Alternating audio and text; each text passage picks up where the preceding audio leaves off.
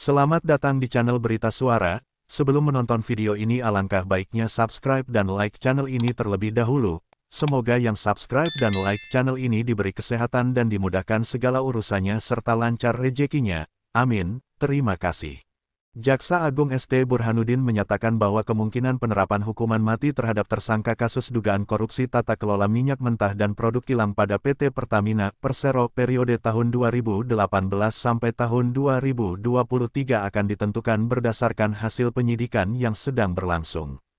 Beliau menekankan pentingnya menunggu hasil penyidikan sebelum mengambil keputusan terkait jenis hukuman yang akan dijatuhkan. Kasus ini mencuat setelah Kejaksaan Agung menetapkan 9 tersangka, termasuk 6 petinggi anak usaha Pertamina dan 3 broker. Para tersangka diduga terlibat dalam praktik korupsi yang menyebabkan kerugian negara mencapai Rp193,7 triliun pada tahun 2023. Kerugian tersebut berasal dari beberapa komponen, antara lain ekspor minyak mentah dalam negeri sekitar Rp35 triliun, impor minyak mentah melalui broker sekitar Rp2,7 triliun, impor BBM melalui broker sekitar Rp9 triliun, pemberian kompensasi sekitar Rp126 triliun, dan pemberian subsidi sekitar Rp21 triliun.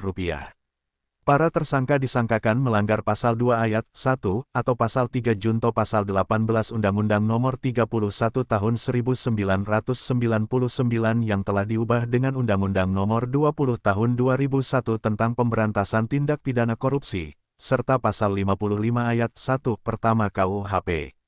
Ancaman hukuman mati dapat diterapkan sesuai Pasal 2 Ayat 2 UU Tipikor jika tindak pidana korupsi dilakukan dalam keadaan tertentu, seperti saat negara dalam keadaan bahaya, terjadi bencana alam nasional, atau krisis ekonomi dan moneter. Jaksa Agung menekankan bahwa penyidik akan mempertimbangkan situasi pandemi COVID-19 sebagai faktor pemberat dalam menentukan ancaman hukuman bagi para tersangka. Beliau menyatakan bahwa jika terbukti para tersangka melakukan perbuatan tersebut dalam situasi pandemi, ancaman hukumannya akan lebih berat, bahkan bisa mencapai hukuman mati. Kasus ini telah menarik perhatian publik dan menimbulkan desakan agar penegak hukum menerapkan hukuman yang setimpal bagi para pelaku korupsi. Masyarakat berharap proses penyidikan berjalan transparan dan akuntabel, sehingga keadilan dapat ditegakkan dan kerugian negara yang sangat besar dapat dipulihkan. Sementara itu, Kejaksaan Agung terus melakukan pendalaman terhadap peran masing-masing tersangka dan mengumpulkan bukti-bukti yang diperlukan untuk memperkuat dakwaan. Penyidik juga akan menelusuri aliran dana hasil korupsi serta mengidentifikasi pihak-pihak lain yang mungkin terlibat dalam kasus ini. Dalam menghadapi kasus korupsi berskala besar seperti ini, penegak hukum diharapkan dapat bekerja secara profesional dan independen, tanpa terpengaruh oleh tekanan pihak manapun. Hasil penyidikan yang komprehensif dan objektif akan menjadi dasar kuat bagi penuntutan di pengadilan, sehingga hukuman yang dijatuhkan dapat memberikan efek jera bagi pelaku korupsi lainnya. Masyarakat Indonesia menantikan perkembangan selanjutnya dari kasus ini dan berharap agar penegakan hukum dapat berjalan dengan adil serta transparan, demi terciptanya pemerintahan yang bersih dan bebas dari korupsi. Jaksa Agung pastikan tak tebang pilih, hukuman maksimal menanti. Jaksa Agung ST Burhanuddin menegaskan bahwa pihaknya tidak akan tebang pilih dalam menangani kasus dugaan korupsi tata kelola minyak mentah dan produk kilang Pertamina yang diduga merugikan negara hingga Rp193,7 triliun. Beliau memastikan bahwa setiap tersangka yang terbukti bersalah akan mendapatkan hukuman maksimal, termasuk kemungkinan hukuman mati bagi pelaku utama yang terbukti merugikan negara dalam skala besar. Kita tidak akan ragu untuk menuntut hukuman terberat, termasuk hukuman mati, jika bukti-bukti yang kita dapatkan cukup kuat dan memenuhi unsur dalam Pasal 2 Ayat 2 UU Tipikor. Negara telah dirugikan begitu besar, masyarakat harus melihat bahwa hukum ditegakkan tanpa pandang bulu, ujar Burhanuddin dalam konferensi pers di Jakarta, Minggu tanggal 9 Maret tahun 2025. Ia juga menegaskan bahwa penyidik akan mendalami semua aliran dana hasil dugaan korupsi ini, termasuk kemungkinan adanya keterlibatan pihak lain di luar 9 tersangka yang telah ditetapkan. Kami sedang menelusuri apakah ada keterlibatan pihak lain, baik di dalam negeri maupun luar negeri, dalam aliran dana yang diduga berasal dari hasil korupsi ini. Kami juga bekerja sama dengan PPATK Pusat Pelaporan dan Analisis Transaksi Keuangan untuk menelusuri transaksi mencurigakan yang mungkin berkaitan dengan kasus ini, tambahnya. Desakan hukuman mati, koruptor setara dengan pengkhianat negara. Kasus ini memicu perdebatan di tengah masyarakat mengenai urgensi penerapan hukuman mati bagi pelaku korupsi.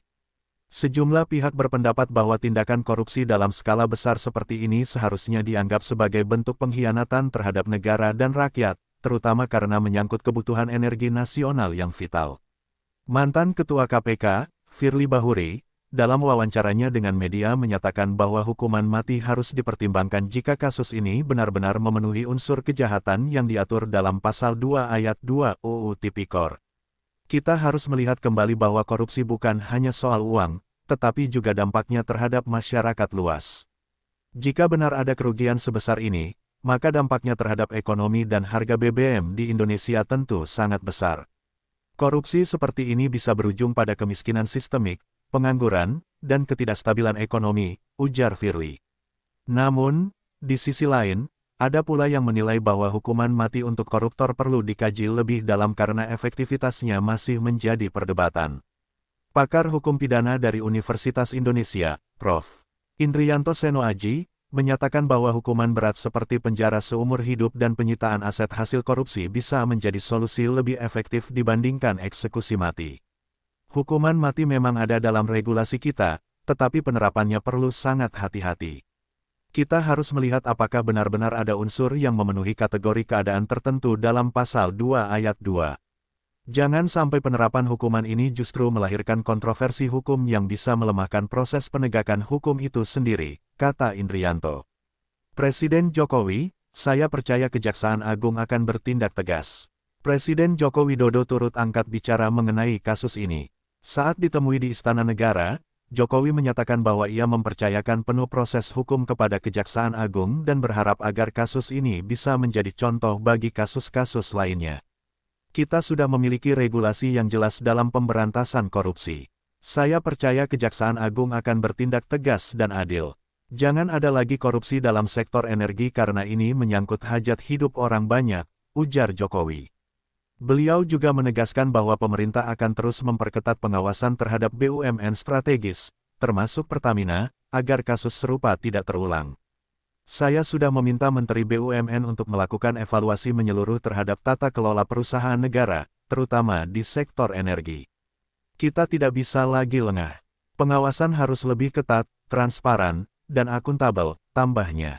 Nasib tersangka, siapakah yang berpotensi dijatuhi hukuman mati?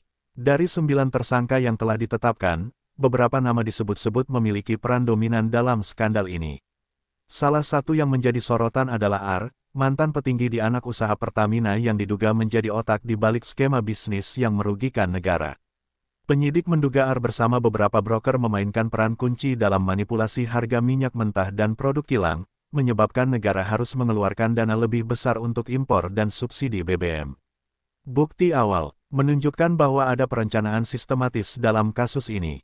Para tersangka tidak bekerja sendiri, mereka membangun jaringan dan memanfaatkan kelemahan sistem pengawasan. Kami akan membuktikan peran masing-masing dalam sidang nanti, ungkap seorang penyidik yang enggan disebut namanya. Jika terbukti bersalah dan dinilai memenuhi unsur dalam Pasal 2 Ayat 2, maka R dan beberapa tersangka lainnya bisa menghadapi ancaman hukuman mati atau setidaknya pidana seumur hidup. Namun, kepastian mengenai tuntutan hukuman mati baru akan diputuskan setelah penyidikan selesai dan kasus ini masuk tahap penuntutan di pengadilan. Aset tersangka diburu, pemulihan kerugian negara jadi prioritas. Selain menghukum para pelaku, Kejaksaan Agung juga berupaya memulihkan kerugian negara dengan menyita aset-aset yang diduga berasal dari hasil korupsi. Sejumlah aset berupa tanah, properti mewah, dan rekening bank bernilai miliaran rupiah telah diblokir dan disita oleh penyidik. Penyidik menduga sebagian dana hasil korupsi telah dialihkan ke luar negeri melalui skema pencucian uang yang melibatkan perantara asing. Untuk itu, Kejaksaan Agung bekerja sama dengan Interpol dan lembaga anti korupsi internasional guna melacak aset yang tersebar di berbagai negara. Kami akan memastikan bahwa aset-aset yang dihasilkan dari korupsi ini dikembalikan ke negara.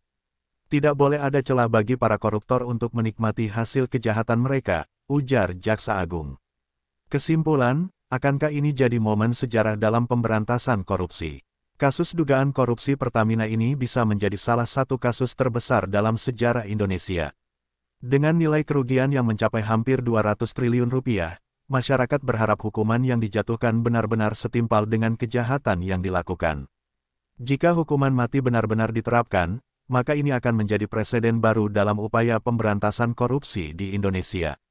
Namun, apakah langkah ini akan membawa efek jera atau justru memicu polemik berkepanjangan?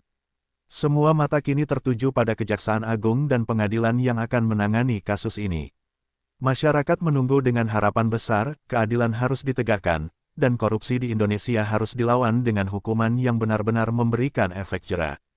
Apakah ini akan menjadi titik balik dalam sejarah pemberantasan korupsi di Indonesia? Kita tunggu hasil akhirnya. Gejolak di parlemen, DPR terbelah soal hukuman mati koruptor. Di tengah meningkatnya perhatian publik terhadap kasus dugaan korupsi Pertamina, perdebatan panas juga terjadi di DPR. Sejumlah fraksi menyatakan dukungan terhadap penerapan hukuman mati bagi para pelaku yang terbukti bersalah, sementara yang lain menganggap hukuman tersebut harus dikaji lebih dalam agar tidak menimbulkan kontroversi hukum di kemudian hari. Anggota Komisi 3 DPR dari fraksi PDIP, Arteria Dahlan, menyatakan bahwa sudah waktunya hukuman mati diterapkan bagi para koruptor, terutama yang merugikan negara dalam jumlah besar dan berdampak langsung pada kesejahteraan rakyat. Kita sudah melihat sendiri dampak dari korupsi ini. Harga BBM mahal, subsidi bengkak, dan rakyat yang harus menanggung akibatnya. Kalau memang ada peluang hukuman mati dalam UU Tipikor, kenapa kita tidak berani menerapkannya? Ujar Arteria dalam rapat dengar pendapat dengan Kejaksaan Agung, Senin tanggal 10 Maret tahun 2025. Di sisi lain, anggota DPR dari fraksi Partai Nasdem, Taufik Basari, menilai bahwa hukuman mati bukanlah solusi utama dalam pemberantasan korupsi. Menurutnya, yang lebih penting adalah memastikan sistem hukum yang kuat agar tidak ada celah bagi praktik korupsi terjadi lagi di masa depan. Hukuman berat, termasuk seumur hidup dan penyitaan aset, bisa lebih efektif dibanding eksekusi mati. Yang kita butuhkan adalah reformasi sistem pengawasan dan pengelolaan BUMN agar kasus seperti ini tidak berulang, kata Taufik. Namun, desakan publik yang semakin kuat membuat beberapa fraksi mempertimbangkan sikap mereka kembali. Survei terbaru dari Lembaga Indikator Politik Indonesia menunjukkan bahwa 72% masyarakat Indonesia setuju dengan hukuman mati bagi koruptor dalam kasus yang merugikan negara di atas 100 triliun rupiah. Tekanan dari aktivis anti korupsi, tidak cukup hanya penjara, aset harus disita.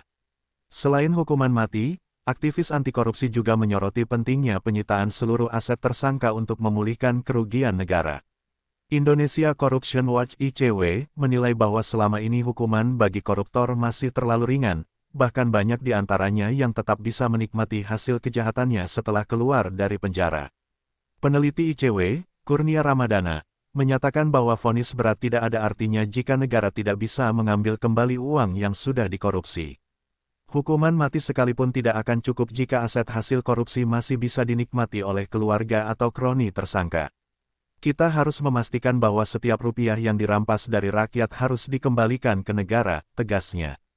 Kejaksaan Agung sendiri telah menyita beberapa aset mewah milik tersangka, termasuk rumah, kendaraan mewah, dan rekening bank yang tersebar di beberapa negara.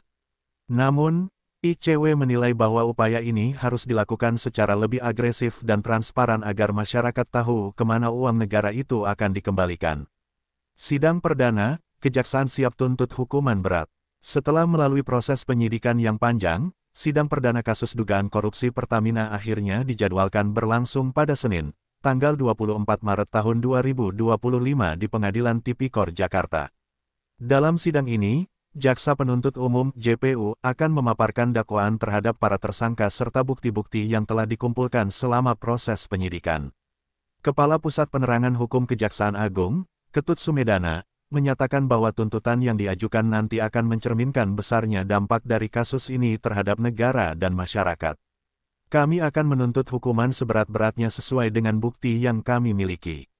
Apakah nanti akan ada tuntutan hukuman mati? Kita lihat dalam persidangan. Yang jelas, ini bukan kasus kecil, ini adalah skandal korupsi terbesar dalam sejarah Indonesia, ujarnya. Persidangan ini diperkirakan akan menjadi sorotan nasional, dengan masyarakat, aktivis, dan akademisi yang akan mengikuti jalannya sidang secara seksama. Banyak pihak berharap bahwa keputusan pengadilan nantinya bisa menjadi preseden dalam penegakan hukum di Indonesia, terutama dalam kasus korupsi yang berdampak luas. Kesimpulan, akankah ini menjadi titik balik perang melawan korupsi? Kasus korupsi di Pertamina ini telah membuka kembali perdebatan lama tentang efektivitas hukuman mati dalam pemberantasan korupsi di Indonesia.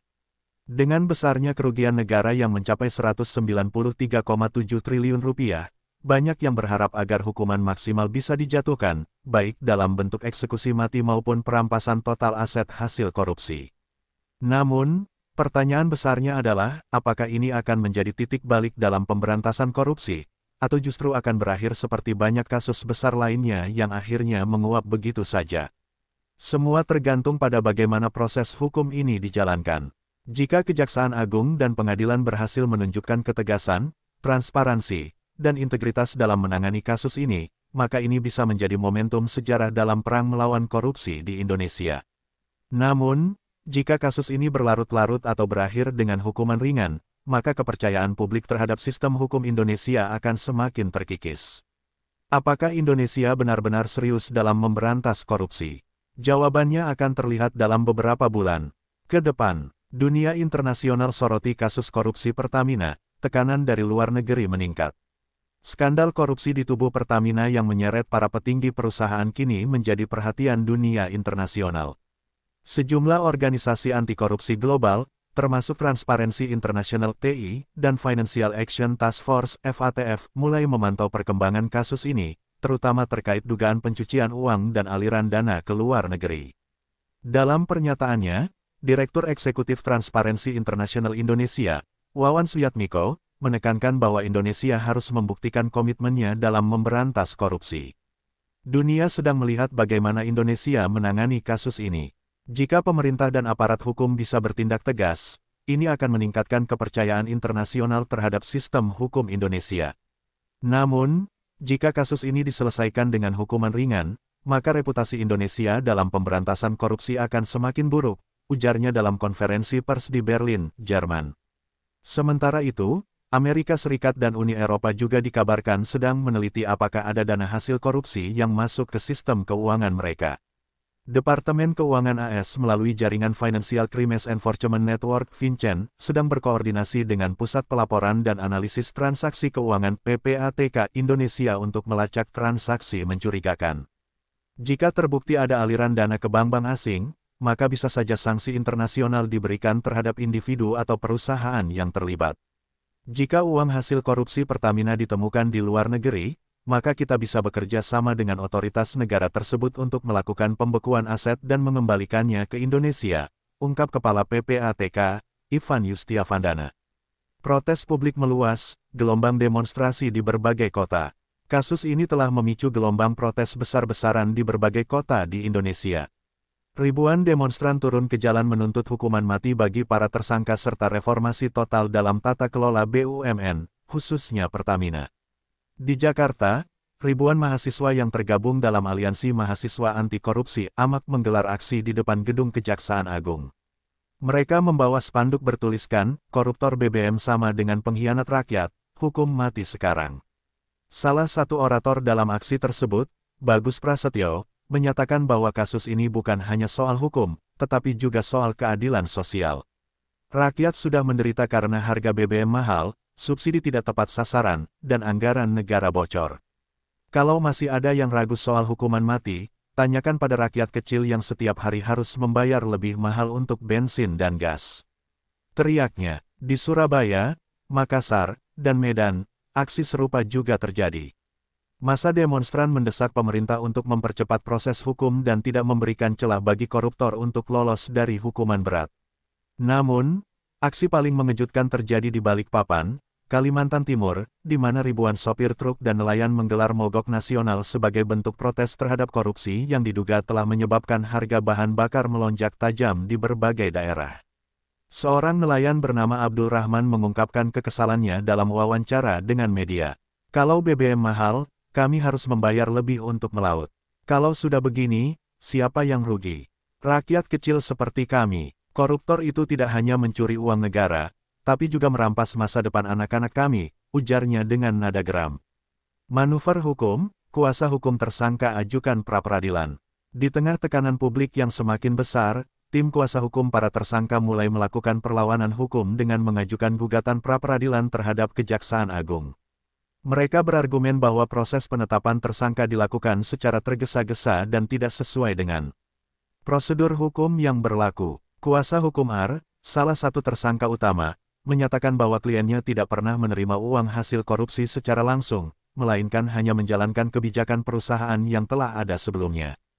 Klien kami hanya menjalankan tugasnya sebagai pejabat di perusahaan. Kalau ada kesalahan dalam tata kelola, itu bukan semata-mata tanggung jawab pribadi, melainkan sistemik, kata pengacara tersebut dalam sidang pra-peradilan di Pengadilan Negeri Jakarta Selatan. Namun, jaksa penuntut umum menegaskan bahwa bukti yang dikumpulkan sudah sangat kuat, termasuk dokumen transaksi, rekaman percakapan, serta kesaksian dari orang dalam yang mengungkap adanya permainan harga dan markup dalam pembelian minyak mentah. Kami punya cukup bukti bahwa para tersangka ini bukan hanya tahu, tetapi juga aktif dalam pengambilan keputusan yang merugikan negara. Tidak ada alasan untuk membatalkan status tersangka, tegas jaksa dalam persidangan. Prediksi pengamat, apa yang akan terjadi selanjutnya? Sejumlah pengamat hukum dan politik mulai memberikan prediksi tentang bagaimana kasus ini akan berkembang dalam beberapa bulan ke depan. Pakar hukum pidana dari Universitas Gadjah Mada, Dr. Zainal Arifin Mokhtar, menyatakan bahwa ada 3 kemungkinan skenario utama dalam kasus ini. 1. Hukuman mati atau seumur hidup. Jika hakim memutuskan bahwa kasus ini memenuhi unsur keadaan tertentu, sebagaimana diatur dalam Pasal 2 Ayat 2 UU Tipikor, maka hukuman mati atau setidaknya penjara seumur hidup bisa dijatuhkan. Ini akan menjadi sejarah baru dalam hukum pidana Indonesia. 2. Hukuman berat tanpa eksekusi mati. Hakim bisa saja menjatuhkan hukuman seumur hidup dan perampasan seluruh aset tanpa eksekusi mati. Ini bisa menjadi solusi tengah untuk meredam kontroversi, terutama bagi kelompok yang menolak hukuman mati. 3. Hukuman ringan karena tekanan politik. Ada kemungkinan kasus ini berakhir dengan hukuman ringan jika terjadi intervensi politik atau lobi-lobi hukum yang kuat dari pihak terdakwa. Ini yang paling dikhawatirkan masyarakat dan bisa memicu gelombang protes yang lebih besar. Namun, mantan Ketua Mahkamah Konstitusi, Jimli Asidiki, memperingatkan bahwa kasus ini tidak boleh berakhir seperti skandal-skandal korupsi sebelumnya yang hanya berakhir dengan vonis ringan. Kalau kasus ini tidak ditangani dengan serius dan adil, maka dampaknya bisa sangat buruk. Kepercayaan rakyat terhadap hukum bisa hancur, dan itu lebih berbahaya daripada apapun, katanya dalam sebuah diskusi publik. Kesimpulan, momen penentuan nasib Indonesia dalam perang melawan korupsi. Kasus dugaan korupsi di Pertamina kini menjadi ujian besar bagi penegakan hukum di Indonesia. Apakah ini akan menjadi momen sejarah dalam perang melawan korupsi, atau justru berakhir dengan kompromi politik seperti banyak kasus besar sebelumnya? Dengan besarnya perhatian publik dan tekanan internasional, semua pihak kini menantikan keputusan pengadilan yang akan menentukan masa depan pemberantasan korupsi di Indonesia. Apakah Indonesia berani memberikan hukuman mati bagi koruptor? Apakah ini akan menjadi peringatan keras bagi pelaku kejahatan korupsi lainnya? Jawabannya akan terungkap dalam beberapa bulan ke depan. Sejarah sedang ditulis, dan rakyat Indonesia tidak akan tinggal diam.